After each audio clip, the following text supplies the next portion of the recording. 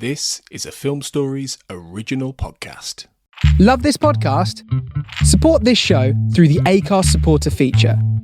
It's up to you how much you give, and there's no regular commitment. Just hit the link in the show description to support now. Explaining football to the friend who's just there for the nachos? Hard. Tailgating from home like a pro with snacks and drinks everyone will love? An easy win. And with Instacart helping deliver the snack time MVPs to your door, you're ready for the game in as fast as 30 minutes. So you never miss a play or lose your seat on the couch or have to go head-to-head for the last chicken wing. Shop game day faves on Instacart and enjoy $0 delivery fees on your first 3 grocery orders. Offer valid for a limited time. Other fees and terms apply. This episode is brought to you by Progressive Insurance. Do you ever find yourself playing the budgeting game? Well, with the Name Your Price tool from Progressive, you can find options that fit your budget and potentially lower your bills. Try it at Progressive.com. Progressive Casualty Insurance Company and Affiliates. Price and coverage match limited by state law. Not available in all states. My dad works in B2B marketing. He came by my school for career day and said he was a big ROAS man. Then he told everyone how much he loved calculating his return on ad spend. My friends still laugh at me to this day. Not everyone gets B2B, but with LinkedIn, you'll be able to reach people who do. Get a $100 credit on your next ad campaign. Go to linkedin.com/results to claim your credit. That's linkedin.com/results. Terms and conditions apply. LinkedIn, the place to be, to be.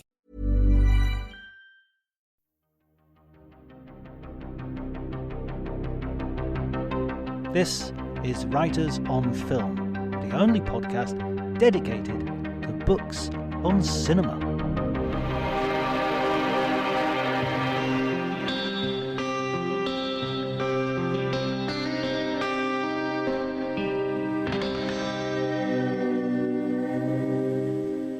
Hi everybody, my name's John Bleasdale. I'm a writer and film critic, and today I'm going to be talking to Peter Bradshaw, who is a film critic for The Guardian, as most of you will already know, and is also the author of a new book, The Films That Made Me, which is a collection of his criticism over the years, and it also has a great introduction and some great introductions to the sections as well, which sort of put into context how cinema has affected him over the years. The conversation's great, and we talk about a heck of a lot of stuff, so I'm just going to let that speak for itself.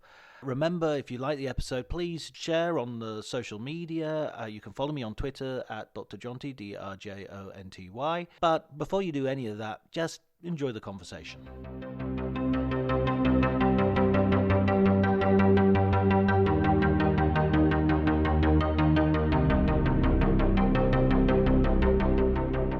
The way I got into journalism and or film journalism is basically a very happy accident, happy for me anyway. I did an Eng-Lit degree. I did a straight up English literature degree of the sort that people don't do anymore. Right. People don't want to do English literature anymore. It's like telling students, do you want to study basket weaving or something like that? It's considered to be, when I was in my teens and 20s, this is years and years ago, of course, studying English literature was a completely straight up, it was a plank of the sort of university school system and a plank of the A-level system. But now, of course, it's actually you're more likely to study film in a way than English literature. I say that's my entirely impressionistic view. I have no facts for this whatsoever, but I feel that, anyway. Where were we? I was studying English literature. I really enjoyed it. I wanted to study film a bit more at the time. This was Cambridge in the 1980s, and there was no provision for studying film at Cambridge then as now. Nowadays at Cambridge, you can do an MA in film theory. I think a very rarefied film, sort of theoretically inflected MA course, interestingly run by the Modern Languages Department, because I think Cambridge still regards it as a sort of very suspicious continental thing to want to do. But there were a few courses run by a lecturer called Stephen Heath, who was at that stage was the centre of a huge row about critical theory and structuralism and deconstruction, along with Colin McCabe, who of course went on after that to be a great panjundrum at the British Film Institute. Anyway, I did English literature, and then I moved even further away from film. I did a PhD on Renaissance English literature, which rendered me, as people commented at the time, more unemployable than ever. Yes. I mean, it was crazy, and looking back on it, and sometimes in a spirit of masochism, I try to reread my thesis in those days, which is a masterpiece of what Kingsley Amis called pseudo light being cast on non-problems. It reminds me of that Groundhog Day scene where Andy McDowell says that she studied French poetry, and Bill Murray goes, "Why?" And just sort of laughs in her face. And then obviously a few days later, when he's worked it out, he quotes some Baudelaire to her. Yeah. I mean, that's basically, I did the Bill Murray laugh in my face kind of every day in the mirror, and it got less and less funny. Anyway, I did it. I mean, I completed my PhD within like 3.5 years, which at those days was considered very good going. I mean, people would spend decades on their PhDs in those days before the universities became much stricter and more commercialized. Anyway, I did that, and then I kind of was utterly at a loss to know what to do. Utterly at a loss. I applied for jobs kind of everywhere, straight up jobs, almost like jobs shelf stacking at Tesco. I was so depressed, and I took a job basically in journalism, because I thought, well, journalism is a place for a square peg for a square hole for a square peg like me, or at any rate a round hole for a square peg, but a round hole that I could sort of jam myself into. And so I took jobs, sort of freelance journalism jobs, and I got a job with of all things, really, the Evening Standard, which, looking back on that job with the Evening Standard, I have mixed feelings about it. It was a rum old newspaper in a way, but weirdly, it did have space for me, waifs and strays, people like me, and I was allowed to write almost about anything I wanted. I was in a way more of a political journalist in those days. I was a kind of slightly kind of bland, liberal, pro-European journalist at a time when that was, I don't know, just about as fashionable or unfashionable as it is now. I did that for a long time at the Evening Standard. Throughout the 1990s, I got a staff job, and I was doing pretty well. And then a very bizarre accidental thing happened, which was that I was sued by the late Tory MP, Alan Clark. This is of the Alan Clark Diaries fame. Alan Clark Diaries, yes, exactly. It was a really weird thing. I was in a spirit of raillery, as we say, in a spirit of, not terribly scornful satire. I was doing a pastiche of his diaries in the Evening Standard, and he got very, very cross and sued. And the Evening Standard editor of those days, Max Hastings, the formidable military historian Max Hastings, thought it would be hilarious if we defended this case instead of just settling, which is of course what newspapers obviously would do with anything else. And the case went to court, and I achieved a kind of 10 and the sort of 7 microseconds of mini fame as the author of this spoof.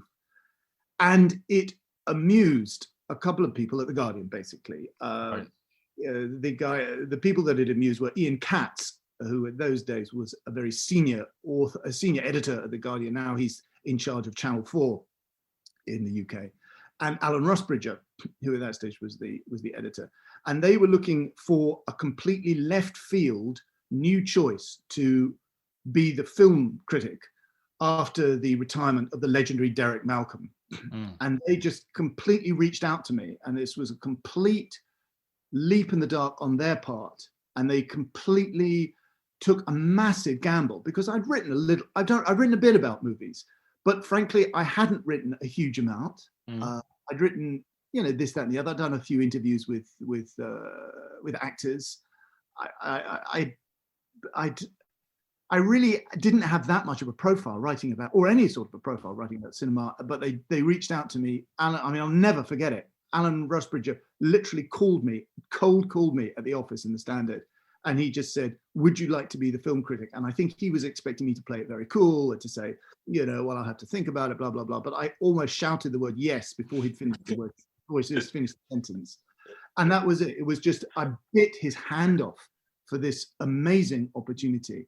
And never a day goes by without me blessing that day and blessing that extraordinary stroke of luck that he was going to give me what amounted to was one of the best jobs, perhaps the best job in British Fleet Street. I mean, it was mind-blowing to me that I got this opportunity. And so I just threw myself straight into it. And that was, golly, that was a long, I keep thinking this is 20 years ago. And I just thought, this is amazing. I've got the opportunity to write professionally about something that I love and to cultivate my appreciation of cinema, to cultivate my own profile as a writer. And I think also to keep learning, because I'd never got out of thinking myself, I think you appreciate this, John, as a student, a PhD student. As a formative time in my life, I loves me a reading list. The idea of a bibliography, a reading list, I think, wow, that's great. And I've never lost my love for that. And I've never lost the idea that a film critic is a student, in a way. A film critic is a student. And it's not merely the weirdly school-like professional experience of kind of filing into a screening theatre in the way that you used to file into a classroom, basically. It is as professional experiences go, it is the one that's weirdly most like school. But albeit school without any of the grief and all of the joy, basically. And I think that's quite an important thing. Sometimes critics either implicitly or explicitly affect an air of utter omniscience about what they're talking about. And to a certain extent, you have to do that. You have to write from a position of strength. But also, I think you have to realize that you are learning all the time. Every day that goes past, you're learning. And I think that is an important part of it, I think, in a way. And I think readers will respond to some measure of, if not humility exactly, then realism. I mean, also, you're sort of like on the front line of film criticisms. You're getting the movies arriving and you're getting a bite of the apple before anybody else has. And it's there has to be a degree of humility to that, because you don't have the benefit of watching it 6 months down the line and it's already established its position in the world. No, you don't know what that, and to be totally cynical about it, you don't know what you're supposed to think. You see, this is it. You have to go out on a limb, and if it turns out that your view, completely honestly held, sincerely held, turns out to be a real minority opinion, you kind of have to stick to your guns. And film critics are one of the very few critics who are forced to take responsibility. They are forced to have the courage of their convictions. Very few journalists have to do this. Most journalists or writers in any sphere whatsoever, they can very quietly and very cunningly get the lie of the land. We can't. We can't. Yeah. We are given a film and we have to write about it sort of straight away. Now, there are some critics who perhaps they're going to fess up to it and perhaps they won't.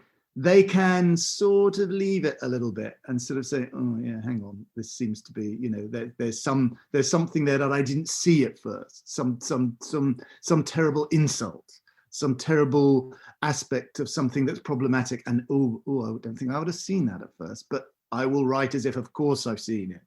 Now, film critics usually can't do it. Some film critics, but film critics who are, especially if you're seeing it for the very first time at a festival, say, I mean, this is what makes the job so exciting, especially at somewhere like Cannes, where you're going to be shown some film and you literally have no idea what it's about. And it brings it home to you how you basically, when you see a film, you usually have some idea what it's about, and you have some idea what the critical or evaluative consensus is. But very often, especially at a festival, you don't, and you have to kind of gird your loins, and you have to have the courage of your convictions, and it's very bracing in a way. When you first got that phone call from Alan, did you sort of run home and sort of start writing out a list of movies that you have to catch up on in order to? Yeah. Oh, yeah. I mean, I kind of did. I was sort of. I mean, I still do. I mean, I still panic that I haven't seen. And you realise part of getting older is that you realise that you're never going to see it all. I mean, it's just, again, that's the other weird thing about film criticism is if you, let's say you've been doing the job for 5 years, cinema has been in existence for like 100. So you have covered 5% of the entire history of the medium. It's like being a literary critic for about 400 years. It's just, or whatever it is. It's an amazing, vast array of stuff. And again, a film critic is unusual in that they are expected to kind of know, or basically know, about everything in a way that no other journalist is, no other writer or critic is. I mean, no other. I mean, a literary critic is not expected to sort of know everything about Estonian literature, but you are kind of expected to sort of have it in your wheelhouse in a way as a film critic. But as I say, I like the rest of us, I kind of laugh at all this, but it is stimulating and amazing and thrilling that is the opportunity, the amazing opportunity that you're being given. But yeah, I mean, when I kind of gibbered with a mixture of jubilation and panic that I was going to have to, be on top of all this.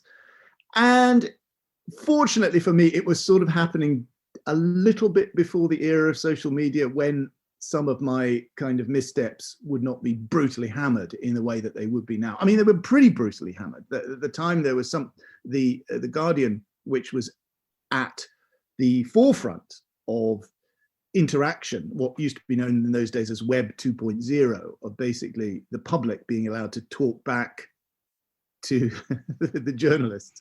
What could possibly go wrong? Possibly go wrong. There was something called the talk boards. The Guardian in those days had a page called Guardian Unlimited, the talk boards, and I was regularly absolutely hammered on that. Absolutely hammered. More hammered more badly than on regular below the line comments. Although of course you get pretty hammered there as well.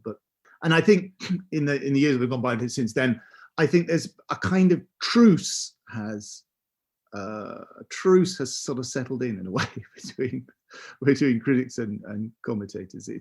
We've kind of got used to each other, and it's less acrimonious in a way. The acrimony has, of course, long ago migrated to Twitter.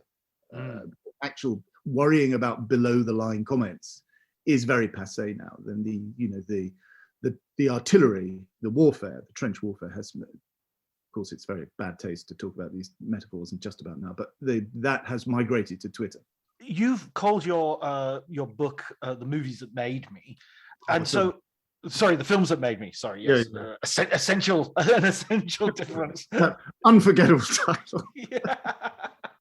There's actually, it's an old gag. There is, there. I think there are two programs, one on radio and one on Netflix, I think, called The Movies That Made Me. But yeah, to my chagrin, I realized that joke, or that play on words, the films that made me laugh, the movies that made me scared, blah, blah, blah, the movies that made me, that sadly is not, I didn't invent that joke. So what are the formative films, even before you became a critic, that sort of informed your love of cinema and gave you that sort of made the idea of being the Guardian film critic the dream job? Well, I mean, there are a number of answers I can give to this, but they're all very hackneyed, and you've heard of it 1,000 times before, but I'll tell you anyway. One was seeing Scorsese's Raging Bull at the old Screen on the Hill, on Haverstock Hill in Belsize Park in North London. I was about 18 or 19 years old. I'd been inspired to see it by an amazing review by a critic who isn't talked about as much as she should be, as Judith Williamson, who was writing in those days for the old City Limits magazine, who wrote a passionate and brilliant piece, short piece, but passionate and absolutely compelling review of Raging Bull from a feminist point of view, her view of Jake LaMotta holding on to the male attitudes which were dragging him down, like a drowning man holding on to a life belt that's made of lead, basically, as it drags him down.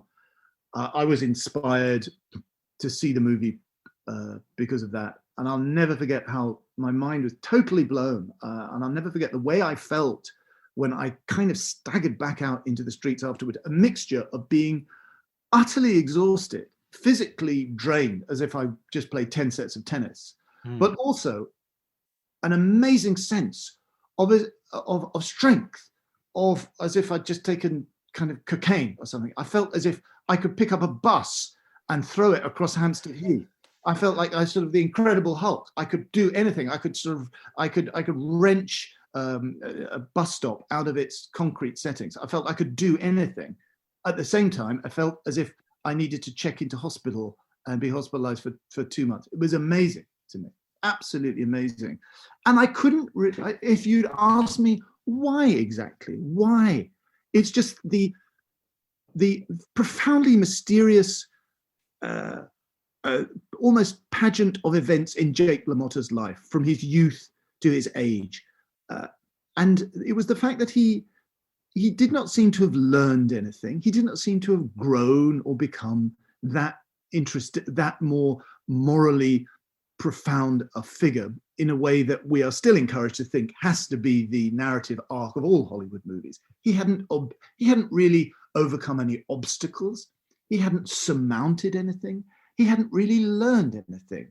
All he did at the very end of his life was did do this cheesy sub-Brando nightclub act where he did an impression of Brando on the waterfront, along with everybody else, including I love this, the things he does are Paddy Chayefsky and Shakespeare, and I'd love to hear it's a shame. I wonder if Scorsese's got any outtakes of De Niro as Jake LaMotta doing Shakespeare. It would be amazing. It was just the fact that he carried on, and then there was the biblical quote at the end about redemption. And I found that amazingly moving, and yet he didn't seem to be particularly redeemed. And the stunning reunion scene with his brother Joey, played by Joe Pesci, is a masterpiece of nothing happening at all. They don't hug. Joey just looks bored and irritated to see his brother again after all these years. It means absolutely nothing at all to him. And yet, despite the lack of these emotional pointers, despite the lack of affect, just simply I think it's something in the editing of it, something in the way Thelma Shoemaker achieved in this parade, this, as I say, I think almost like a pageant of scenes in the life, the kind of epic theatre aspect of Raging Bull just overwhelmed me. And it overwhelms me now, thinking about it now, talking about it now. And you get extra points for using Marvel comic metaphors in your reaction to. Oh yeah. Oh, I loved Marvel at the time. The interesting about my relationship with Marvel, when I was 11 years old, I collected I was out there buying the first UK edition of Spider-Man Comics Weekly, which, after all, I threw away, which was a stupid thing for me to do because I don't have a pension. If I kept them, I could have, I don't have to worry about being poor. But I didn't. I was never a Marvel fanatic, but I loved. But I was one of the people that loved Spider-Man in the initial UK with Thor, Spider-Man and Thor. I loved it, and I saw that it was cinematic, and of course, as everybody says now, it's taken this long for the movies to develop their CGI, basically, so you don't have to have wrinkly kind of spandex. It doesn't have to wrinkle now. You can do it digitally. It's taken this long for the films in a way to catch up with Marvel. I'm not one of those people that complains about superhero films at all. I love superhero films.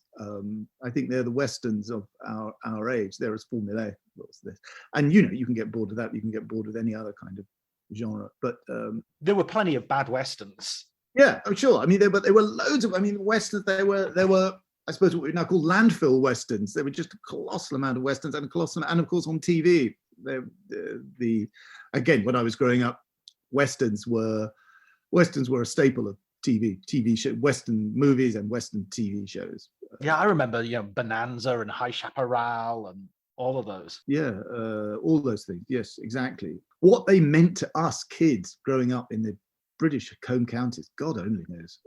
But we accepted it as a lingua franca of storytelling. Western. Yeah, I mean, Champion the Wonder Horse. I remember watching that relentlessly. It was always on in the morning. Yeah, we used to love it, and it was like it was like watching Star Trek. Of course, we had no idea of what these things, what it was like being on as a crew member on the USS Enterprise. It's like being, at the bunkhouse in the High Chaparral. It was completely alien to us, but we accepted it. We took what we were given in those days. I remember. I mean, I live on the northwest. I grew up on the northwest coast of Cumbria, and I used to look out on the houses right by the sea, so we had this view of the sea, and the sun would go down.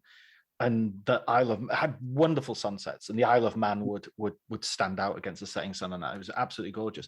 And I remember when I saw Star Wars and I saw Luke looking at those two suns. Yeah, I just thought that's me. I'm in the middle of nowhere. I'm watching this in barren furnace, for crying out loud, which is, if there's a center to the universe, I'm as far away as possible from it. So I remember relating to that elsewhere that cinema was giving me very much. Yeah, I mean, I remember this kind of connects with one of my other great cinematic moments. Is obviously, I mean, when I was 15, I went to the United States for the first time, which is still one of the most, again, another mind-blowing experience in my life. This connected me with popular culture and with the wellspring of what I realized was the source of the popular culture I've been kind of consuming uncritically for the last 15 years of my life, basically.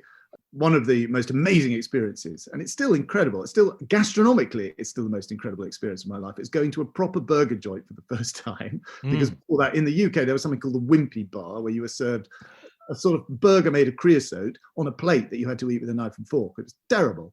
But it was in Massachusetts. We went to a Burger King, and I was getting a proper cheeseburger with pickles and ice cold Coca-Cola. Again, eccentric, because in those days the UK did not consider it normal to refrigerate drinks. And I just bit into it, and I thought,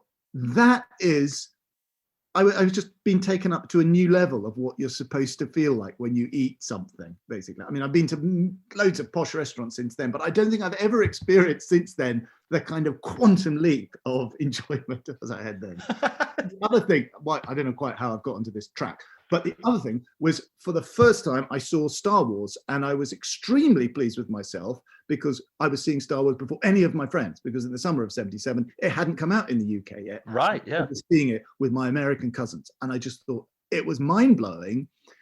And my mind was sort of furthermore blown about Alec Guinness being in it, because the other great experience of my life was seeing, I guess the Ealing comedies generally, but for me, one of the most perfect films, formally perfect film I've ever seen, is Kind Hearts and Coronets, of course, starring Alec Guinness in all those roles.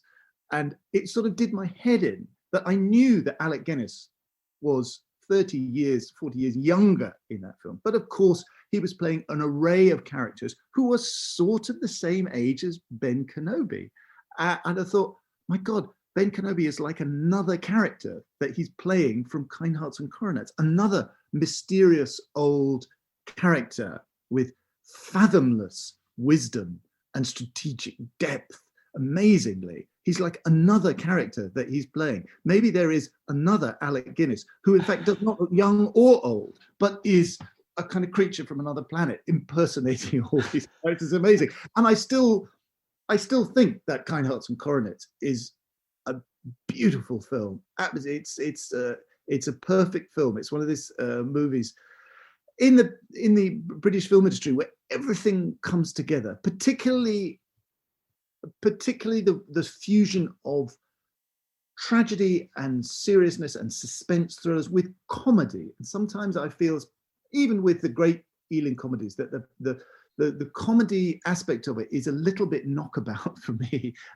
Get it? It's almost something we've inherited in a way, all the way from Shakespeare, the idea of a comedy interlude in the middle of something very serious.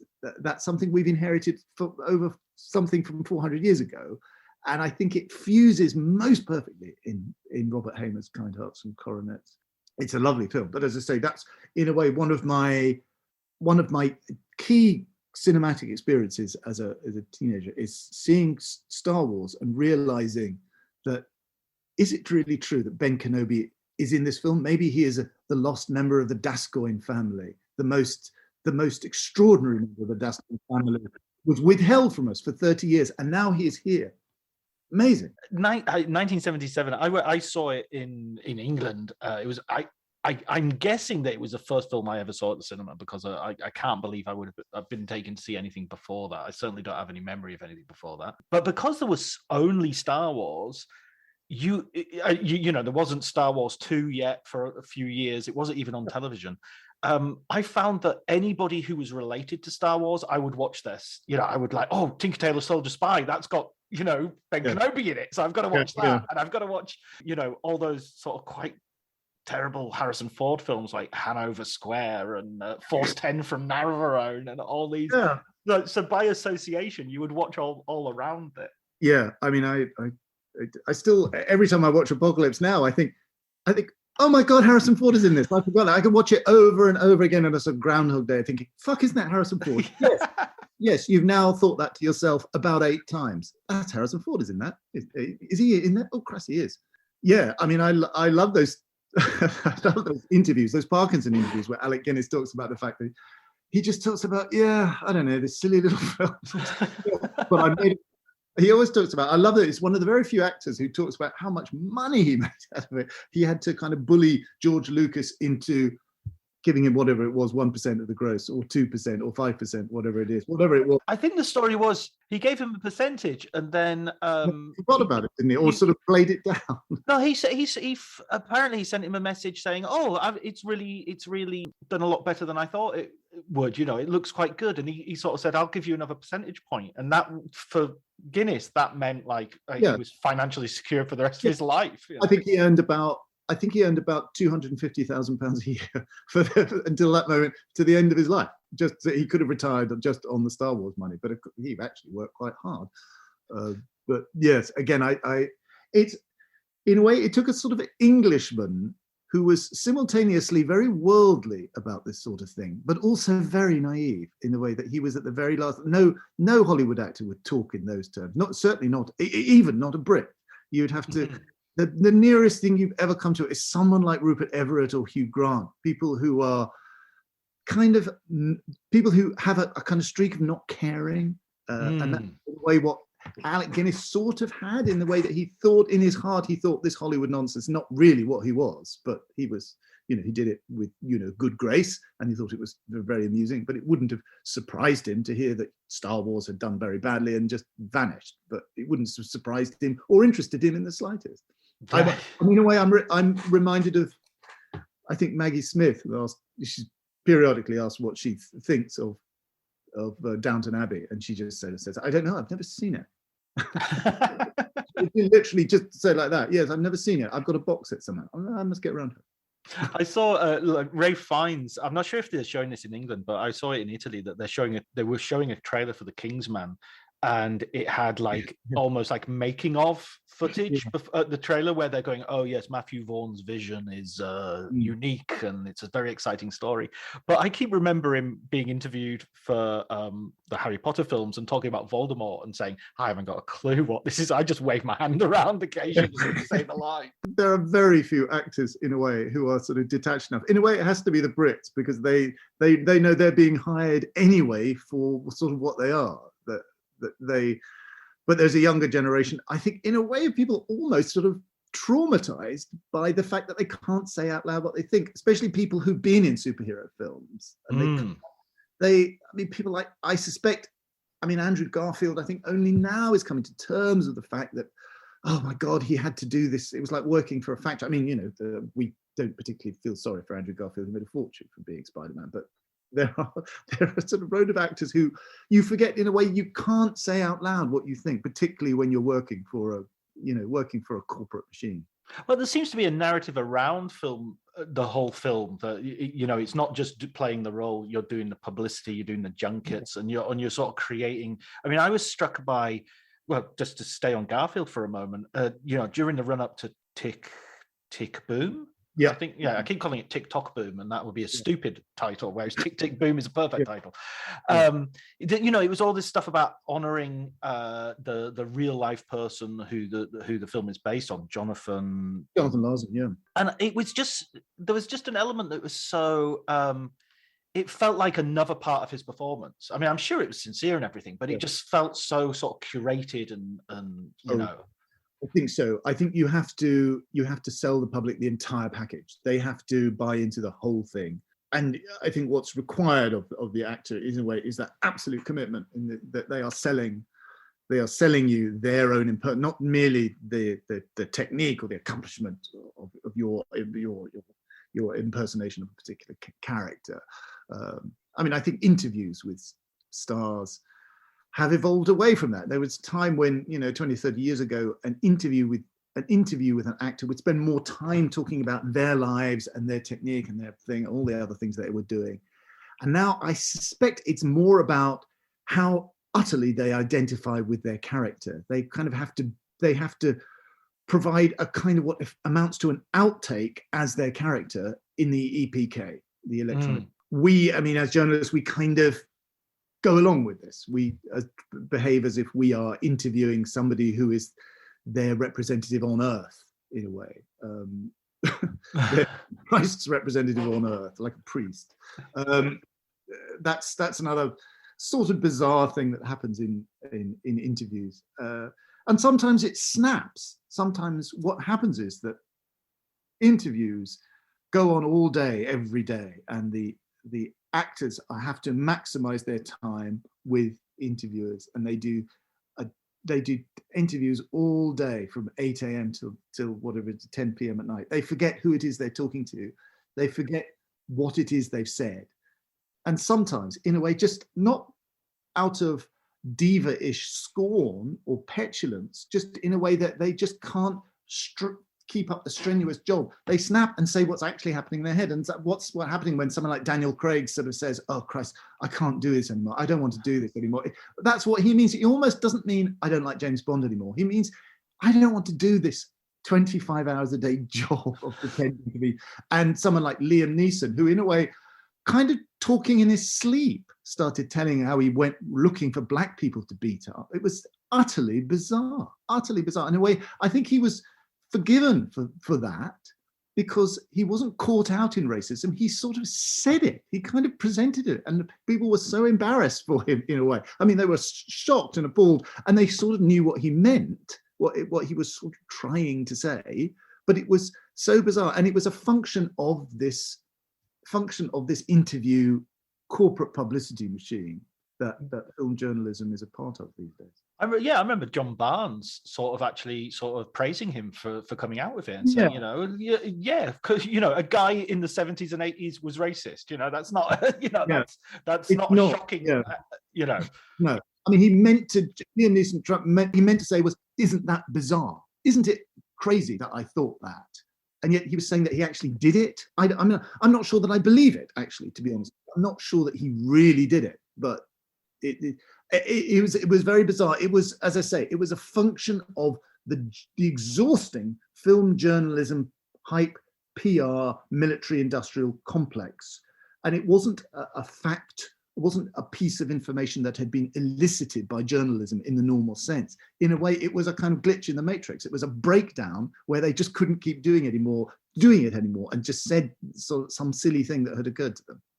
Absolutely. I mean, do you think this world of sort of PR, do you think that there's a point a little bit like the superhero movies and the westerns in the past, that where the wave will collapse, that we'll have to think of another way of doing this? Yeah, I think so. I mean, this is where, to return to my job for a moment, critics have to come in. They have to be the people who have to reassert some individual critical sort of body of intelligence that exists independently of all this. And that doesn't necessarily, and as I say, I return to this because I want to say this does not mean saying, aren't superhero movies awful? Aren't they utterly awful? Because that's just you're just going to end up saying the same thing all the time. But I think you have to reassert your own privilege, and it's kind of a hard-won privilege as a critic, as somebody who isn't anything to do with it, who doesn't have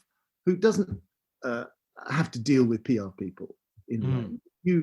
It's a great privileged position to be in, because you don't have to do this. You just watch the movies and say what you think, and you have to bring to it your own critical intelligence and your own hinterland, your backstory, and you have to make it you have to make it the pretext for your own prose performance, which in a way is something else you have to bear in mind. But that's, in a way, it's never been more important to do all that, because otherwise you kind of go along with everything. With the book, you're putting together reviews that you've done in the past, and you're sort of an anthology in a sense. Looking back over that work, did you sort of recognize the same voice, or did you sort of see your voice develop as it went along? That's a very good question. I'm not sure, to be honest with you. I mean, I sometimes look back on something I've written 20 years ago and think, wow, that's pretty good. I always think, A, I can't remember writing that, and B, God, that's actually pretty good. I don't look back and think, wow, oh, what a naive, unformed person that was. I mean, I think what happens is you achieve a kind of knowledge or wisdom, and you become less of a smartass in a way at people's expense. One of the things that's, I think, happened recently, and I'm not sure whether this is a good or a bad thing, and I don't know, I wonder what you think, John. It's become less easy for me, and I think less easy for everyone, to do an old-fashioned 1-star funny takedown review. It's sort of less easy to do that now. It was kind of, it used to be a thing that you could do. It was a very important thing that critics could do. They couldn't, they shouldn't do it all the time, because that would undermine the value of that particular brand, but they could do it if they wanted to. And the 1-star review, wow, people in the spirit of Schadenfreude, if they saw a 1-star review, they would immediately go to that review and think, oh, this is, let's settle in for some, bloodshed. This is going to be amazing. Now I find it, maybe it's as a result of getting older, I don't do that as much. Not because I hope it's not because I've gone soft in any way. I hope it's not because that I've fallen into this line of, well, these filmmakers, they work bloody hard, and don't just slag them off.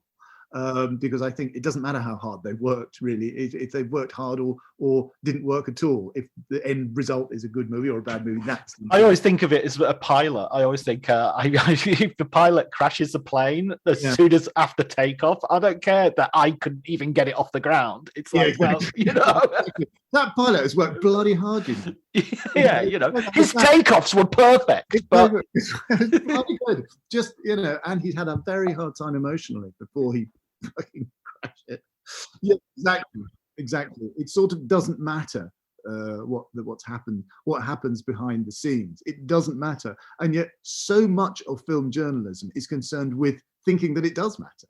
Of course, they think that they have to bring that vast commitment, professional and writerly commitment, saying, wow, look what happened behind the scenes, look at all this, these people who have gone into the making of this film. And in a way, the critic is concerned only with the surface, only with the millimeter thick quality of the screen itself, what is actually on the screen, and affecting not to mind or care about what's happened behind it. But it is harder because you can blow up in your face more easily, really. And there is, if you attack a film, there's always a constituency that can be drawn together on social media to counterattack you. One example is a movie whose success kind of baffles me, and maybe there are people listening to this who think it's great, and if you do, then good luck to you. But I thought it was terribly bland. It's Disney's animation Encanto.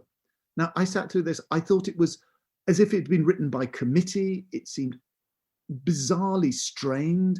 I didn't believe. I mean, it's absurd to talk about believing any of the characters in an animation called Encanto, but I didn't identify with them. I thought it was utterly without heart or real emotional life. I thought it had one or two good songs, and that was it. Now, I had to say that, and of course, I've been ever from that day to this, of course, I've been attacked by Encanto fans, and you realise that, well, before this, that constituent of opinion would have been silent. It would have had no platform at all. Now it does, and that's a good thing, because there is this has happened in my professional lifetime. A democratization of opinion has revolutionized, in a way, the way in which we think about films, or certainly revolutionized the way we sort of write about them. But it's meant that you have to be a lot tougher, and you have to stick to your guns, and you have to realize that nobody gets the last word anymore. That in a way, social media and Twitter is full of people fanatically trying to have the last word. They're trying to appropriate to themselves that prerogative that used to only exist in print media, which is, you, as the privileged person working for a newspaper, whatever, you get to have the last word. You get to say it, and nobody talks back to you.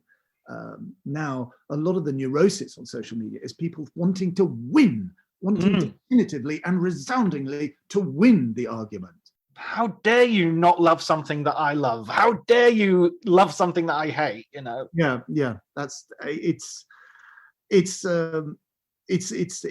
goes on and on and on. And part of the sort of Jedi Zen that you have to cultivate, part of the sort of Ben Kenobi Zen you have to cultivate as a critic, is realizing, there it is, live and let live. You've had your say. I mean, that's why, I think, well, look, I still have this what the Americans used to call a bully pulpit. I have this privilege thing. I'm allowed to say it. Now, I can't just indulge in a shouting match with somebody from now until doomsday about who gets to win. I just can't do it. I totally agree. I think this is where doing a PhD in literature comes into its own, because I had exactly that same experience. Mine was on the Romantics, and Shelley and Laughter. I told you when we were talking Tromsø. I actually went away and read that sonnet after that. It was a sonnet, was it? To Laughter. Yeah, to Laughter, which I was fascinated by. I had no idea of the exact. Well, I'm not an expert by any means, but I'm intrigued by the fact that, I mean, it's a very interesting point. Shelley thought that laughter was abusive or sneering or derisive laughter, and he hated the idea of laughter. Laughter wasn't joyous or celebratory; it was horrible. Yeah, it was always denigrating. It was denigrating, and he thought it was something to be deprecated.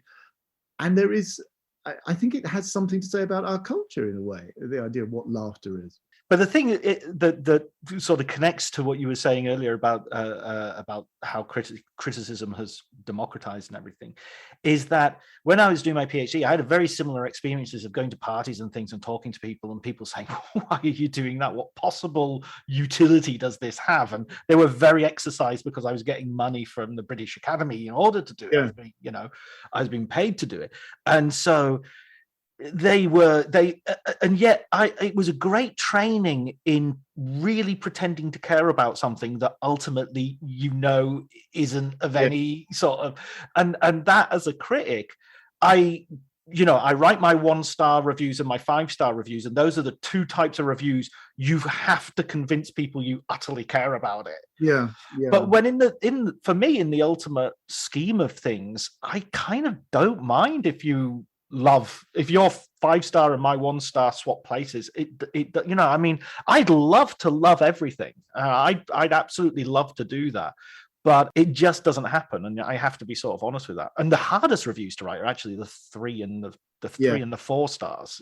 They are. I mean, to be honest, that's another great crisis. Is you realize if you write a review, it's like a 3-star review of a decent film that's come out, like maybe that's a foreign movie, a subtitle movie, you write it and you think, Jesus, who is going to read this review? Especially if it's not even particularly in depth. It's like sort of 300 or 400 words. You think, who is going to read this film? Who's going to read this review? Who is going to watch this movie as a result of watching this? You have to think there must be something here. And you have to force yourself. I need to isolate that glint of the diamond in the rock somewhere, even if that doesn't necessarily mean it's a brilliant film, but it's something of interest here to you. And that's where I think having a background that isn't in film journalism, a lot of people come into film journalism having done nothing else in their lives. I mean, I've done quite a lot else in a way. As I say, I wrote, I suppose in my humble way, when I was in my 20s, academic work, and then I was a general journalist, and I think that was very good for me, actually, in a way, that I wasn't literally. Yeah, I didn't start out at 21 and wrote for Sight and Sound from that day to this. That would have been, I think, innovating, I think, as a writer. What about, I mean, innovating as a writer, what about this? This is something I have when I'm writing reviews, especially in a sort of... Explaining football to the friend who's just there for the nachos? Hard. Tailgating from home like a pro with snacks and drinks everyone will love? An easy win. And with Instacart helping deliver the snack time MVPs to your door, you're ready for the game in as fast as 30 minutes. So you never miss a play or lose your seat on the couch or have to go head to head for the last chicken wing. Shop game day faves on Instacart and enjoy $0 delivery fees on your first 3 grocery orders. Offer valid for a limited time. Other fees and terms apply. This episode is brought to you by Progressive Insurance. Do you ever find yourself playing the budgeting game? Well, with the Name Your Price tool from Progressive, you can find options that fit your budget and potentially lower your bills. Try it at progressive.com. Progressive Casualty Insurance Company and Affiliates. Price and coverage match limited by state law. Not available in all states. A festival situation where I'm writing maybe 2 or 3 reviews a day. Is there a point where you think I find myself slotting into a template, and I'm doing paragraph 1, synopsis, music, let's mention cinematography. Yeah, a kind of, particularly in that so much is expected of you as a critic now. So much, and when I say so much, I don't mean so much in terms of quality, I mean quantity. It used to be when a critic went to a festival, I mean, it was a very, very laid back affair. I mean, when I used to start going to Cannes or Venice, I would just be ambling about, going to see movies, and all that would be expected of you were like roundups. And they were brilliant. Writing a roundup, oh my God, I have such a nostalgic wave of joy comes over me. Thinking, I had an ice cream. Good old days of writing roundups, now there's no nonsense about roundups. If you see a movie, you've got to run out and write, if necessary, on your phone, a solid sort of 400-word review right away, and file it again from your phone. And as I say, when I realized that I could do that, I could write on my phone, part of me was thrilled. I thought, my God, I'm like Terminator 2. I've evolved into this cyborg figure with my iPhone welded to my hand. I don't have to go back to my flat or my hotel room and open up my computer to write. I can do it now. I could sit down at a cafe or even on a stairwell in the theatre and write it now. And I was kind of proud of myself in a way for my battle-hardened professionalism. Now I think, oh my God, there's no way back now. Now everybody expects that, and there's no way back. But yeah, again, you have to be on your guard against it, and you have to realize that you have to somehow keep in mind the public that you're writing for, or that you want to write for. It isn't just the sort of 7 or 8 journalists that will read it and will have also seen the same film as you. You have to kind of pitch it to the public at home, but in a way you have to balance it with your expertise, a sense of being immersed in the immersion that you have. Paradoxically, that's part of why the laity, if I can use that term, are supposedly interested in what you're saying. I think also I find writing is very much a form of thinking. So it's usually when I'm writing the review that I actually realize it's not like I have a view of the film and I write down my view. I write the review so that I have a view of the film. Yeah, I know what you mean. I usually know, 99.9% of the time, I know what I think and I know how much I like a film. People think, do you not know until you write it how many stars, for example, you're going to give it, or something like that. I always know how much I like it, but the process of writing, I absolutely agree. The process of writing is when you start realizing, oh yeah, there was that thing, and there was that thing, and there was that connection. And I don't think I would have. I have to put my fingers on the keyboard before that process happens. Yeah, totally. I had a situation, a few years ago when The King was shown at Venice that I wrote a review immediately upon seeing it. And then I got commissioned to do another couple of pieces on it. So I ended up writing for it like 3 or 4 times. And I think my initial review was a sort of 3-star. Yeah, it's okay, But by the time I'd finished writing about it, I'd gone into such depth that I was thinking, this is a really good film. This is really well done. Well, did you see The Duke? No, The King, Timothy Chalamet version of Henry V. Oh, I'm so sorry. I thought you said did you? Yeah, I know the film you mean. Yeah. Oh no, The Duke I didn't like at all. The Duke, I haven't written anything other than my first. I found it a very Brexity movie. Yeah, I mean, it is a little bit. I mean, it's true. I think it is. It's also. I think it's very Ealing, actually. That film. That's. I think why I liked it. I think it had that kind of neo-Ealing film. And I had this image of what would it be like if it was being made in the 60s. I think they would have got Stanley Holloway to play Jim Broadbent's role, and that weirdly, I think that's sort of why I liked it. Isn't that maybe a horrifying thought, though, that Ealing is essentially a form of Brexit? That if you moved the years along, the passport to Pimlico would be. Passport Pimlico is a little bit, yes. I mean, it is a little bit like that. But as I say, I prefer to think of Ealing in its higher mode of kind hearts, really, than films. Not that I don't love them in a way, but I think it's the fact that he's talking about free TV licenses or not want of dismantling his TV so he doesn't have to get the BBC. As I say, we're all all of us liberals are on a hair trigger for that sort of thing, thinking he must be, and there is something Brexity about it, but there's always been something Brexity about the British and their sort of bloody mindedness.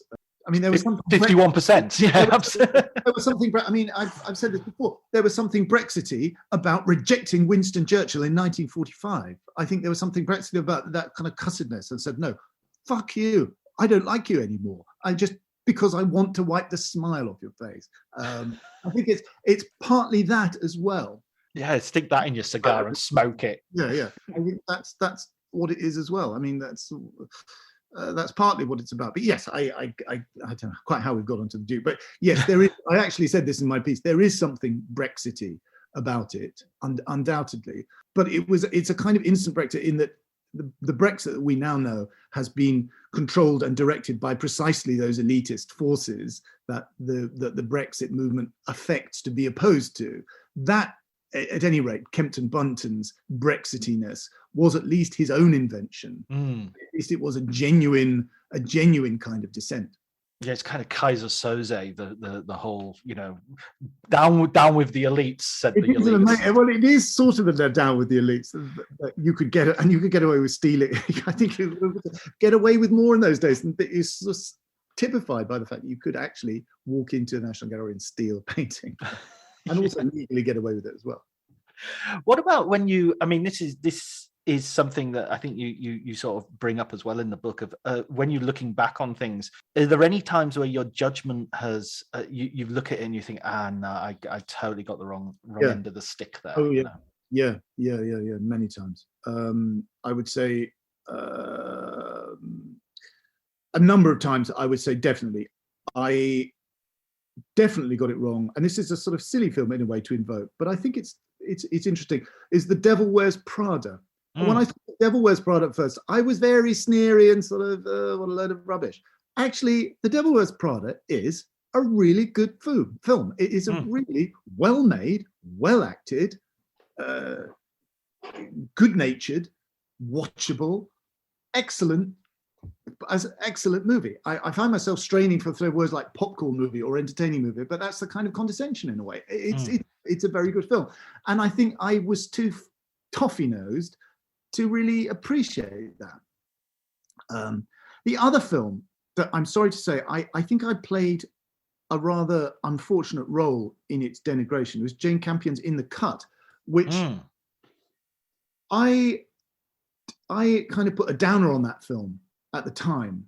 And I'm ashamed of myself for doing that, because I'm still not sure that it's a masterpiece, but it was a good film with some staggering things in it, some brilliant things in it. Mainly, I think, Meg Ryan's orgasm scene.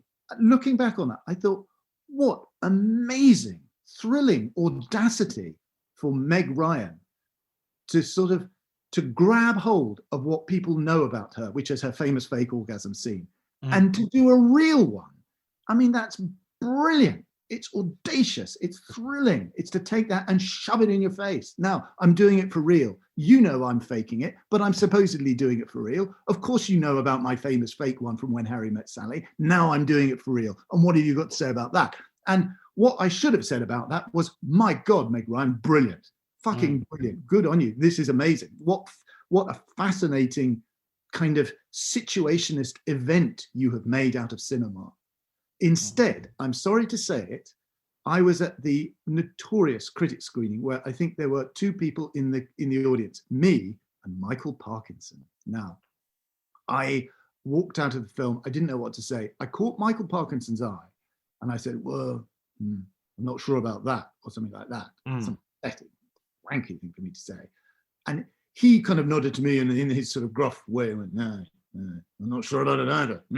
And I've got a horrible feeling that I confirmed him in his grumpiness. And of course, he went on to do one of his most catastrophic, I started by talking about his wonderful interview with Alec Guinness. Then, of course, he went on to do a catastrophic one with Meg Ryan, a horrible interview. Yes, I remember that. It was so uncomfortable, such horrible interview. And I say that I like Michael Parkinson. I've met him a number of times. I used to do his Radio 2 show when he did that. And I like him. And I think he's been a force for good. But that was a terrible moment, and I'm sorry to say, I think I may have played my own role in the denigration of that film, because it was a brilliant, bold kind of lightning raid on public sensibilities, that film, and I'm ashamed of myself that I didn't respond with any form of generosity or open-mindedness to it. And I'm afraid I didn't. I just sort of shrugged and didn't like it. It was also sort of coming, in the wake of a load of sort of glossy sort of sex thrillers, like, Basic Instinct, and there was a whole series of Body of Evidence with Madonna. And it came up and it was literally dirtier, it was literally more visceral than any of those. So I was going to think, and the other thing is, I think I just got off reading the novel, which I think sometimes that's a good thing, sometimes it's a bad thing, because I like the novel, and sometimes when you sit down to a film immediately after having read the novel, you've already invested in it in a different way, and you sometimes can't recalibrate. I have absolutely the same thing. I've got to revisit Silence by Martin Scorsese, because I actually bought the novel and read it during the day and then went to see the film at night. And it was just the wrong way of doing it, because it was essentially like watching the film twice, straight after the other. I needed at least some space between those two things for me to properly appreciate it. I just thought, oh God, I'm sitting in the novel again. I've already just spent 4 hours reading it. Yeah, you can't really. Yeah, you've got to be very careful. I mean, people always say that. Well, have you read the novel or not? If you haven't read the novel, then you're not qualified to talk about the movie. And I always think, well, that's not how it's going to be presented to the public. The public are going to be allowed to buy tickets and walk into the cinema without showing the QR code proving they've read the book. I think it's a tricky one, because I think what happens is it can not merely muddle you, but cause you to invest in the existence of its intellectual property in the wrong way. You tend to think, well, if I like the book, then I can't like the film, because I've already committed to liking the book in my head. So in a way, I have to be very guarded, or even kind of even antipathetic to restate, to reinforce my fanhood for the book. What about flipping that earlier question? Because it's always asked, what did you get wrong that you didn't see the classic or the great film and you gave it a bad mark? What about films that you sort of thought were absolutely amazing, and then a couple of years down the line, you watched again and thought, oh dear, did I really I must have had a good lunch that day, or I must have, been in a good mood? That's a good question. There aren't many films like that. I can't really think of a film where I've totally got it wrong like that I've really loved a film. I thought, actually, no, that's rubbish. I've seen a couple of films where I've given 5 stars to, and I think, you know what, it's a good movie, but I don't know about 5 stars. Maybe about Nicholas. I mean, I'm an old fan of Nicholas Winding Refn, the Dark Master himself. Right. And I'm glad that I took against the consensus against his film Only God Forgives, which is a kind of gross out, freak out film, sort of inspired a bit by Taxi Driver. And I'm glad I gave it a good review. I'm not sure. I think my review would have been a bit more nuanced now, but I'm glad this isn't really an answer to your question, isn't it? Because I'm sort of saying, but in a way, saying, no, I was right. Fuck you. I loved it. I'm always right. The late film critic, the late Alexander Walker, always got angry when anybody asked him this question. He always, when anybody asked him, do you think you've ever changed your mind about, have you ever got this wrong? He always heard that question. And what he heard in his head is, have you ever been defeated in an argument with another journalist? And he would always hit the fucking ceiling. No, I've never. Oh, I have to say, even now, I'm reluctant in a way. But I honestly don't think I have. I mean, I'm aware of people thinking I must have lost my marbles in a way. I tend to praise comedies because I think I went through a long phase where I thought of myself as the only critic that liked comedies, and all the other critics didn't like real comedies, or they would bafflingly decide that reasonably funny but not that funny art house films were hilarious. Oh, I had that with Tony Ederman, that I went to see again with that same film. Oh yeah, and this is where the sort of context comes into it. I couldn't get in to see the first screening of that at Cannes, and so I went to see it the day after. So I went to see it after hearing everybody saying it's the funniest film ever made, and I watched it and thought it's a mildly amusing bit of cringe comedy. I liked this film. I didn't like it because it was funny. I didn't think it was funny exactly. I mean, I think there are humorous elements in it, of course, but it's not. Let's be real. It's not funny. Whenever a critic says to me, it's really funny, I always say, really? Like The Simpsons? Funny like that? And they almost always go, no, not actually funny like The Simpsons, no. Or I was thinking, funny asshole? Funny like Arrested Development? Funny like any episode of Arrested Development? And this isn't necessarily to slag off the film because it doesn't have to be funny. Films don't have to be funny. You don't have to sell me a film. You don't have to sell me Tony Ederman on the basis that it's funny. You can sell me funny that it's intriguing or bizarre or ingenious. All these other things. You don't have to say that it's laugh out loud funny. I mean, there are things that I think I often put on the YouTube clip of the desk pop from The Other Guys of Will Ferrell being tricked as a copper into firing his weapon at the ceiling, because that's a traditional thing that police officers do in the station house. I think it's absolutely brilliant. It's one of the great gunshot scenes in American cinema because the way it's brilliant, it's surreal because it forces you to look at what a transgressive event firing a gun actually is in the real world. In the movie, people fire guns all the time, and it's always as normal as lighting a cigarette. In the real world, of course, firing a gun is the most transgressive and horrifying thing that can ever happen. Police officers can go through 40 years careers without ever having done it. The brilliance about The Other Guys, of the surrealist brilliance of Will Ferrell sitting there and going, bang, is that it's one of the very few times in American cinema where the script acknowledges what a horrifying event it is to hear a gunshot, especially indoors. And so basically because of that, I gave The Other Guys 5 stars, basically. I was so thrilled. And I still am. I kind of don't regret it, although I don't know whether it's a 5-star movie because the rest of it probably doesn't quite live up to that. But it's a very funny film. And Mark Wahlberg is sort of amazing. I'm fascinated by Mark Wahlberg because he's always the same. He's one of the most unactor. He's brilliant. He's a brilliant performer. But I never get he never acts. He never puts anything on. He just does that. But he can play comedy and absolutely dead straight. He's unique in a way because you can see him in a comedy and he will play comedy and be really good, perfectly good. He was excellent in The Other Guys, or he will be in a straight film, or it would be something like it in Uncharted, where he kind of does his Mark Wahlberg thing.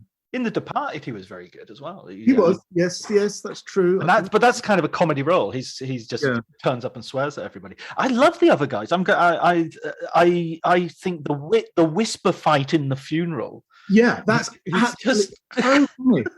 So funny. Brilliant. Yes, everybody gathering round and nobody else noticing. It's absolutely so good. But you see, that's what I mean. It is really funny. It's actually funny, as opposed to humorous or comic or like that sort of. But it's actually funny in that it will actually get a laugh at the time. I think comedy and horror both have a similar thing, though, where because it's such a visceral and emotional experience, you physically burst out laughing and you hurt from laughing and all that sort of stuff.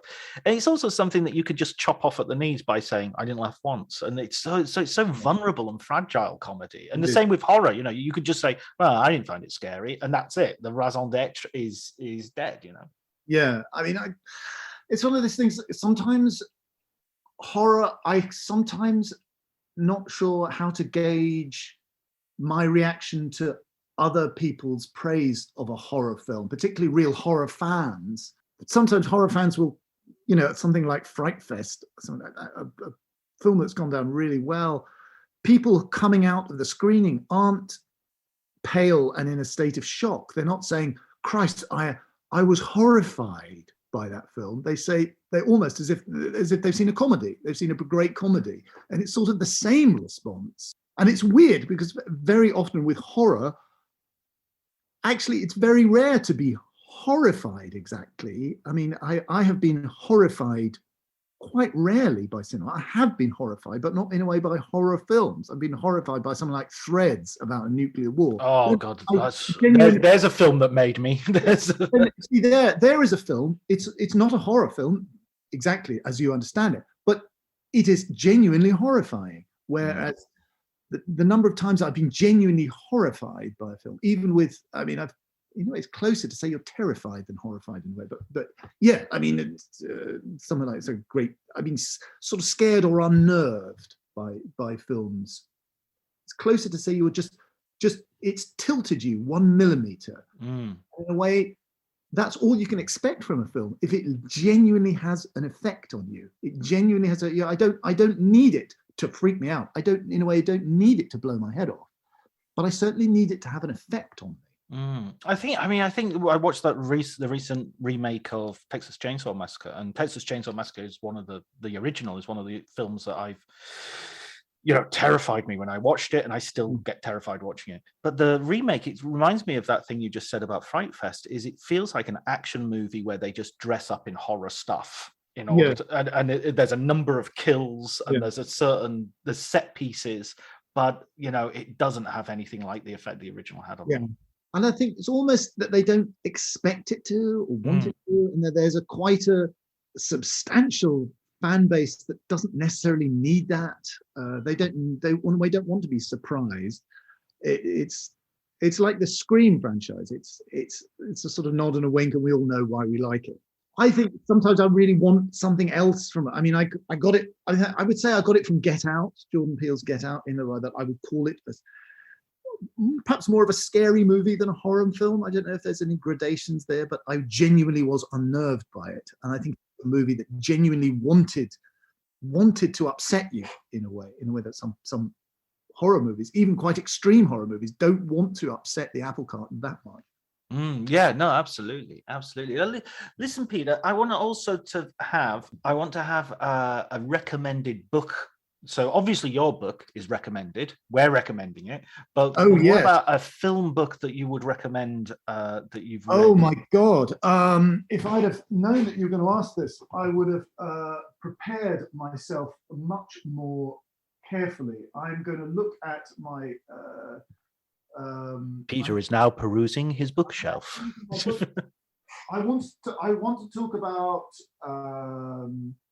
a film I loved, a book I loved, which was Matthew Sweet's Shepperton Babylon, about the early British cinema industry, a book which came out before, I think it's fair to say, before the Talking Pictures TV channel in a way made that genre, kind of revived that genre, and made us think that there was an ocean of films out there that we'd sort of forgotten about.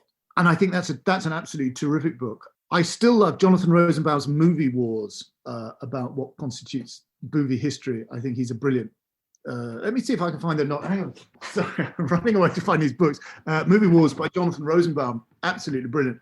And the other one is If You Can Bear It. I'm gonna get. Yeah, go for it. Well, wouldn't you just know it? The book that I wanted to get out of the shelves. I can't find now. That's just typical of me. But a brilliant book about early Hollywood. I know everybody talks about this book, but I'm going to talk about it. Is Neil Gabler's An Empire of Their Own: How the Jews Invented Hollywood.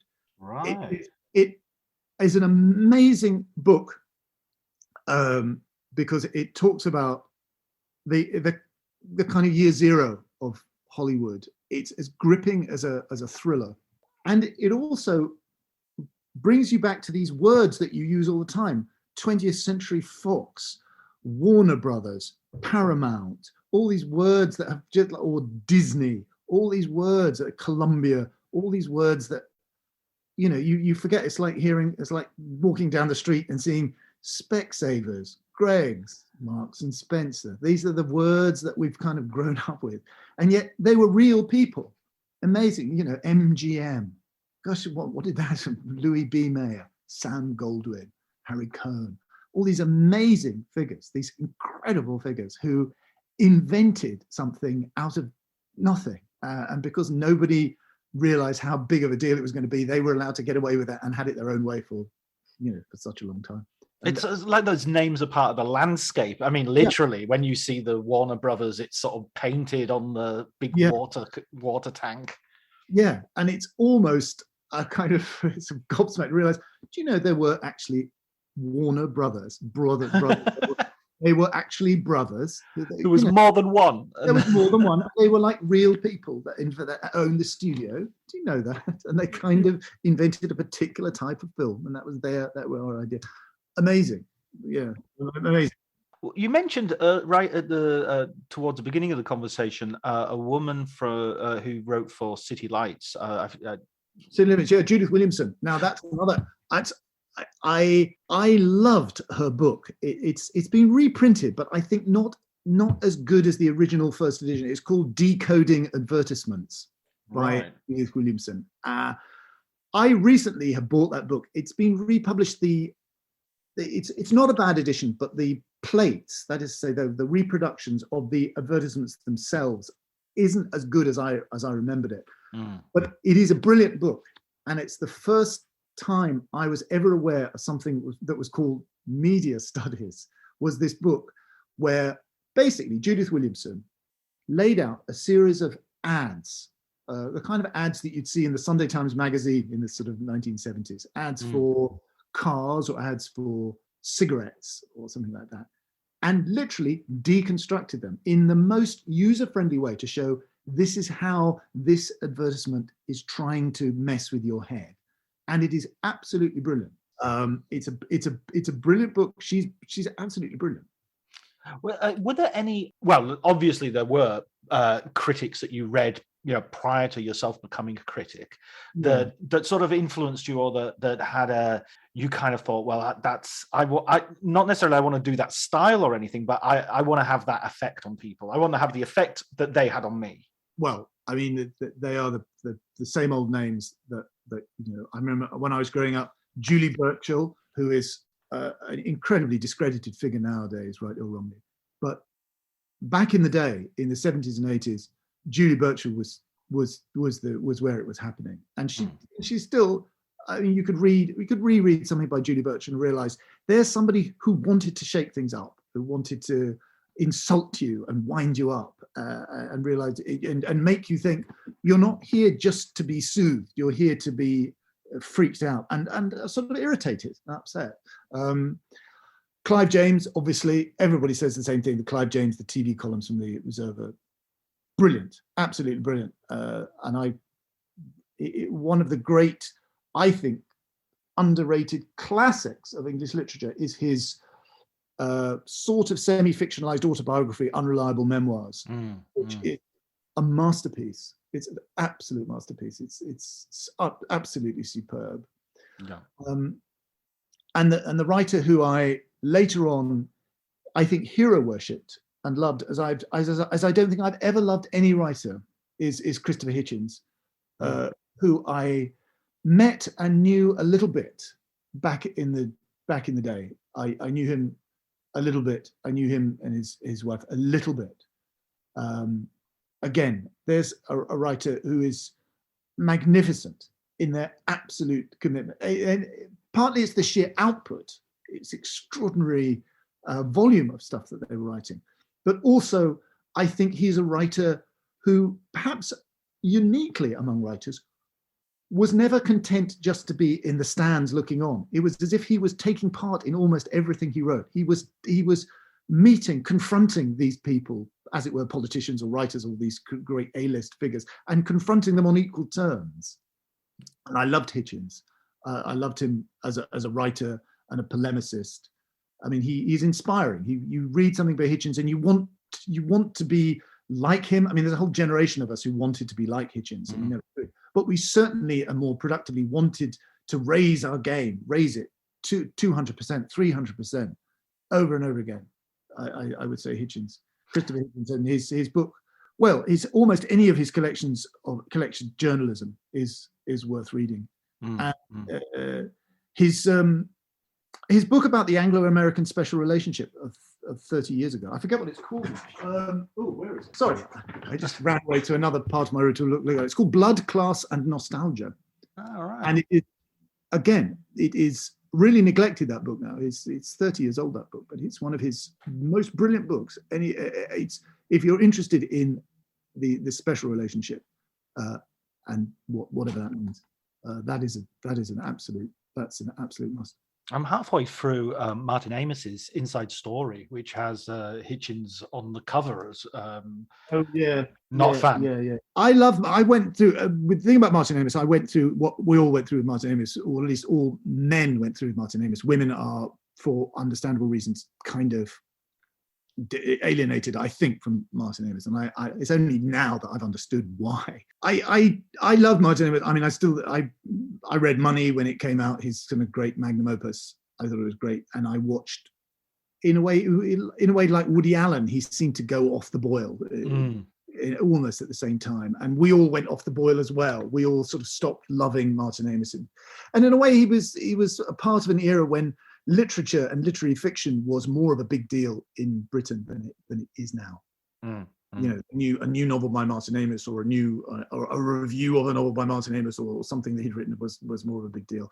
Inside Story, it baffled me. I was baffled and exasperated by it, because it didn't seem to be. He wasn't being honest. He wasn't saying exactly what had happened in his life. He's still, I think, rather culpably obsessed with this woman that broke his heart, if that's what happened. But I think he kind of owes it to himself and owes it to his readers to say exactly what was going on there, instead of making up this nonsense about what supposedly, I don't know, was she a sex worker really? You know, or is that just another one of his bizarre retaliatory fictions that he put into all his books about this woman that apparently broke his heart? I'd rather read the fictional version, if that's what it's going to have to take. But this pseudo autofiction, which he hasn't really mastered the art of autofiction, or he looks like he's doing, well, this is what all the kids are doing these days. I'll have to do some autofictional made up stuff along with it. And his sort of late flowering obsession with Christopher Hitchens, which again, at the time, we really didn't know about it. I only knew about Christopher Hitchens much later, and I wasn't aware of his close friendship with Amos at all. So anyway, there we are. That's what I think about Inside Story. There's some interesting things in it, but I think I prefer his earlier memoir called Experience, which was clear, better rooted in things. But as I say, I mean, I was reading a very interesting thing by Dorian Lynskey the other day, saying that he's gone to being underrated now. You read it, wow, you know what? Martin Amos is still a brilliant writer sometimes. He really is. I'm intrigued to see what Jonathan Glazer is going to do with A Zone of Interest. Yes, yeah, absolutely. Well, listen, Peter, you have to go, and you've been very kind with your time. So thanks so much for joining us. Okay, well, thank you so much, John. Thank you very much indeed. If anybody feels like buying my book, that's going to be a real plus for me. Thank you.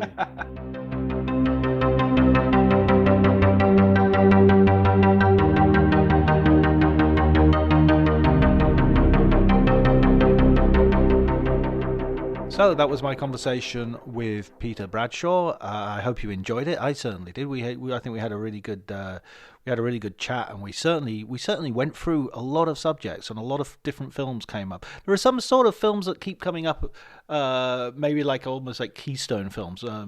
Texas Chainsaw Massacre and Star Wars seem to be the two films that are most frequently mentioned in the podcast. If you have any suggestions for possible guests, or you have any feedback that you want to give me, you can the DMs are open on Twitter, or you can email me. My email address is available on my Twitter profile as well. It's basically drjohnt with a H at gmail.com. Next week I will be talking to Jonathan Rigby, the author of Eurogothic, amongst others. But all that remains to do is thank Elliot Atkins for the music, providing the brilliant John Carpenter / Sergio Leone music for the podcast, Ali Harwood for the art, and thanks, of course, to you for listening.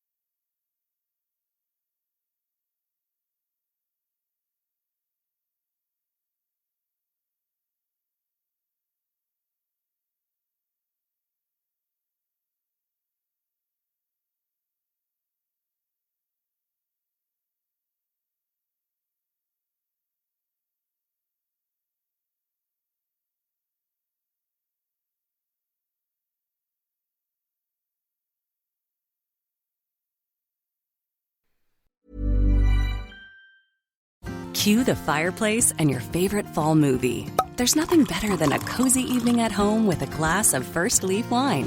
First Leaf is a personalized wine club that delivers right to your door. Sounds magical, right? They get to know your favorite tasting notes, which varietals you enjoy, and whether you prefer sweet or dry wines. So in every shipment, you get bottles tailored to your unique palate. Go to tryfirstleaf.com/fall to get your first 6 wines for just $44.95 with free shipping. This episode is brought to you by Progressive Insurance.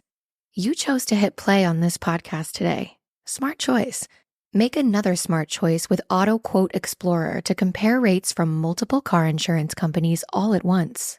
Try it at progressive.com. Progressive Casualty Insurance Company and Affiliates. Not available in all states or situations. Prices vary based on how you buy. My dad works in B2B marketing. He came by my school for career day and said he was a big ROAS man. Then he told everyone how much he loved calculating his return on ad spend. My friends still laugh at me to this day. Not everyone gets B2B, but with LinkedIn, you'll be able to reach people who do. Get a $100 credit on your next ad campaign. Go to linkedin.com/results to claim your credit. That's linkedin.com/results. Terms and conditions apply. LinkedIn, the place to be, to be.